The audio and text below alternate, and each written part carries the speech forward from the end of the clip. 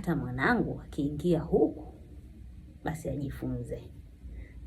Hata sijui nani akiingia huku kweli ajifunze.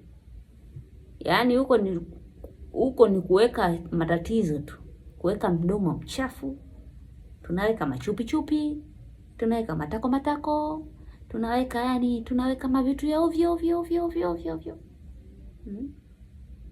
Usipofuta hayo mambo huku, yatabaki mjukuu wako atakuja kuyaona. Mjukuu wako atakuja kuyaona. Ndio utasema hata akiyaona mimi nishakufa. Ni sawa, lakini digitali maisha ndivyo yalivyo. Kwa unatakiwa tupambane wanawake kwa kila jambo. Sio mnafanya tu vitu visivyoeleweka. Mwanamke kuwa na akili, uwe kama Mama Samia. Acheni habari zenu za ajabu.